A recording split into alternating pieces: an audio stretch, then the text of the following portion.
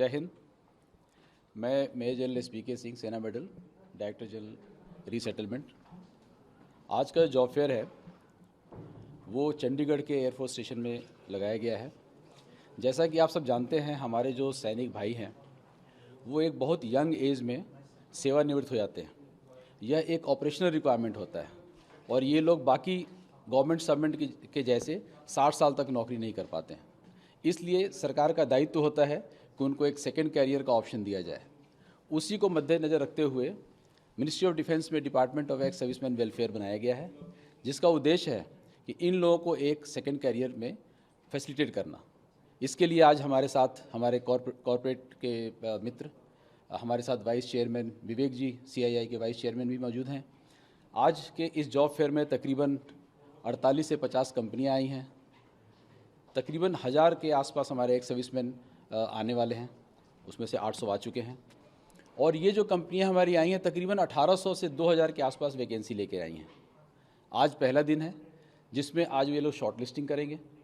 Short listing करने के बाद ये चयन का प्रक्रिया शुरू होगा, जो हफ्तों से लेकर कुछ महीनों तक चलेगा। इसके बाद हमें बहुत उम्मीद है अपने कॉरपोरेट के भाइयों से कि हमारे जो एक्स सर्विसमैन हैं, जो एक बहुत प्रशिक्षित, अनुशासन से भरे हुए और बहुत वफादार होते हैं, इनके इन गुणों को मद्देनज़र रखते हुए, और जैसा कि आप हमेशा सुनते हैं हमारे प्रधानमंत्री जी एक विकसित भारत की बात करते हैं, आत्मनिर्भर भारत की बात करते हैं, ये हमारे जो एक्स सर्विसमैन हैं इस देश के जो राष्ट्र बिल्डिंग है, नेशनल बिल्डिंग है, उसमें अपना सहयोग दे पाएंगे। आज मैं मीडिया के थ्रू मैं इन सभी कॉरपोरेट के जो दोस्त यहाँ पे हैं और जो नहीं हैं उनसे आग्रह करना चाहता हूँ कि वो एक बार हमारे एक्स सर्विसमैन को मौका दें। मुझे उम्मीद है कि ये हमारे एक्स सर्विसमैन बहुत बढ़ चढ़कर काम करेंगे और राष्ट्र हित में इनका जो योगदान होगा वो एक बहुत ही अद्वितीय होगा।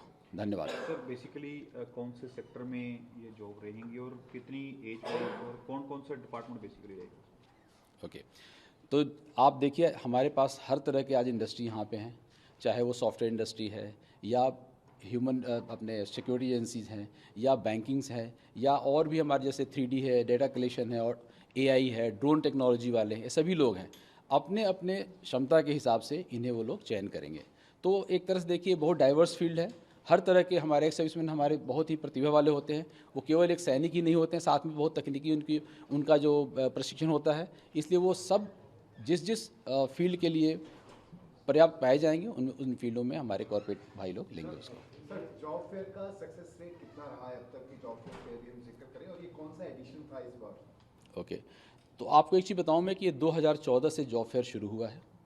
जॉब फेयर का उद्देश्य ये होता है कि एक ऐसा प्लेटफॉर्म देना जहाँ पे हमारे एक्स सर्विसमैन और हमारे कॉरपोरेट के लोग एक साथ पार्टिसिपेट करें, एक साथ काम करें और वो अपने अनुसार हमारे एक्स सर्विसमैन अपनी प्रतिभा दिखा पाएँ और हमारे कॉरपोरेट के भाई अपने ज़रूरत के हिसाब से उनको ले सकें। ये जैसा मैंने आपको बताया कि ये जो प्रक्रिया है ये काफ़ी लंबा चलता है। अगर आपको मैं एक उदाहरण दूं, गुवाहाटी में हमने जो पिछला जॉब फेयर किया था तकरीबन 2-3 महीने पहले, उस दिन एक दिन में 172 लोगों को का चयन हो गया था। उसके आगे और भी चयन हुआ। तो इस तरह ये ले डाउन करना बड़ा मुश्किल है। बेंगलोर के जॉब फेयर में बेल ने ऑन द स्पॉट 15 लोगों को हायर कर लिया था। तो ये प्रक्रिया आगे चलता है। इसमें स्ट्राइक रेट ले डाउन करना एक मुश्किल काम है। हालांकि साल के अंत में हम लोग इसका समीक्षा करते हैं।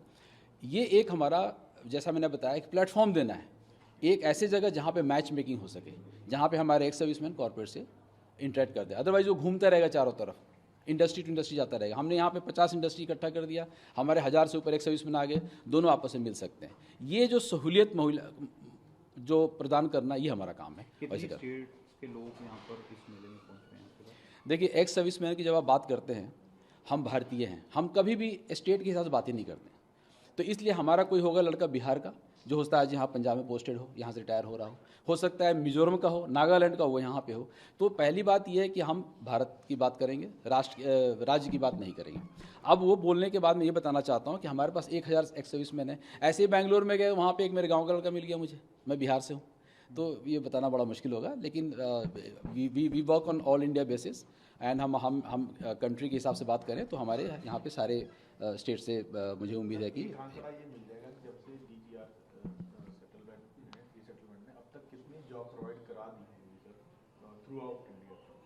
ओके, तो आपको एक चीज़ बताया, जैसे आपने सुना होगा हमारे जो एडीजी साहब बोल रहे थे कि हमारा हम बहुत सारे स्कीम्स चलाते हैं। जैसे एक स्कीम है सिक्योरिटी एजेंसी। इस स्कीम में क्या होता है कि जितने हमारे स्ट्रेटजिक एसेट्स हैं, स्ट्रेटजिक एसेट बोले तो क्या हुआ, न्यूक्लियर प्लांट, रिफाइनरीज, एयरपोर्ट्स हमारे हो गए, इस तरह के जो है वहाँ पे जो CISF के साथ जो सिक्योरिटी देना होता है वो हमारे एक्स सर्विसमैन देते हैं। इस सिक्योरिटी में तकरीबन 50 से 60 हज़ार लोगों को हम हर साल जॉब देते हैं। इसके अलावा हमारे जो जॉब फेयर्स करते हैं, इसके माध्यम से बहुत सारे जॉब ये होते हैं। इसके अलावा गवर्नमेंट जॉब में जाते हैं हम लोग, हम लोगों को गवर्नमेंट जॉब दिलाते हैं, हम कॉर्पोरेट में जॉब दिलाते हैं। इसके अलावा जैसे मदर डेयरी है, ये स्कीम आज देखिए पूरे NCR में जितनी मदर डेयरी की बूथ है A to Z हमारे फौजी चलाते हैं 100%। अभी हम वर्का से बात कर रहे हैं, आपके पंजाब में, हरियाणा में वीटा से बात कर रहे हैं, बिहार में सुधा से बात कर रहे हैं, मध्य प्रदेश में सांची से बात कर रहे हैं, केरला में बात कर रहे हैं, ऐसे हर जगह हम बात कर रहे हैं, कातरा से बात कर रहे हैं, सॉरी अपने गोकुल से बात कर रहे हैं महाराष्ट्र में। तो वो लोग इस तरह के हमारे प्रयास रहता है कि अलग अलग स्कीम्स दे के हमारे एक सर्विसमैन को हम उनको एक एंटरप्रेन्योर बना सकें, उनको एक छोटा सा बिजनेस मुहैया करा सकें। इसी तरह जॉन औषधि में हम लोगों ने अभी तक तकरीबन 300 के आसपास हमारे एक सर्विसमैन रजिस्टर कर चुके हैं। आप लोगों को मालूम होगा कि एक सर्विसमैन को स्पेशल 2 लाख रुपए का एक कंपनसेशन मिलता है जन औषधि में। CSE कॉमन सर्विस सेंटर एक चलता फिरता बैंक है, इतने सारे उसमें हमारे सुविधाएं दिया हुआ सरकार की ओर से। तकरीबन हमने 2000 एक्स सर्विसमैन जो उन्होंने रुचि दिखाया था वो नाम हम CSE मिनिस्ट्री ऑफ मैरिटाइम में हम शेयर कर चुके हैं। धीरे धीरे उसमें तकरीबन 300 लोगों को ट्रेनिंग करके VLE ID इशू कर चुके हैं। इस तरह बहुत सारे स्कीम्स हैं, अब एक एक करके बताना मुश्किल हो जाएगा। फ्यूचर प्लान क्या रहेगा DGR का फ्यूचर प्लान ये है कि हमारे जितने एक सर्विसमैन हैं उनको हम 100% एक सर्विस को हम जॉब दिला सके, ये हमारा प्लान है। इसमें हम कहाँ तक सक्षम होंगे उसमें हम लोग कॉर्पोरेट से हमेशा रिक्वेस्ट करते हैं कि आप भी हमारा साथ दीजिए, ताकि हमारे जो एक सर्विसमैन है वो घर पे खाली ना बैठे। इसके अलावा मैं एक चीज़ बताना चाहता हूँ आपको कि हमारे एक सर्विसमैन की जो रिक्वायरमेंट होती है वो 30, 35, 40 साल में रिटायर होता है। क्या होता है उस वक्त तो छोटे बच्चे होते हैं, माँ बाप बूढ़े हो गए होते हैं, घर में प्रॉब्लम है, गांव के लोग जो है ज़मीन उसे पकड़ने की कोशिश करते हैं, तो वो क्या करते हैं, वो चाहते हैं हमारे लोकल हमको जॉब मिल जाए। जैसे पंजाब का लड़का वो चाहेगा पंजाब के आसपास में जॉब मिले उसको, तो इसलिए हम उसको आजकल एग्री एंटरप्रेन्योरशिप की ट्रेनिंग करा रहे हैं, स्किलिंग हम कर रहे हैं। तकरीबन 20,000 लोगों की स्किलिंग हम हर साल कर रहे हैं, ताकि ये लोग ट्रेनिंग करने के बाद ये जाके वहाँ पे अपना खुद का स्वरोजगार शुरू कर सके। धन्यवाद, थैंक यू।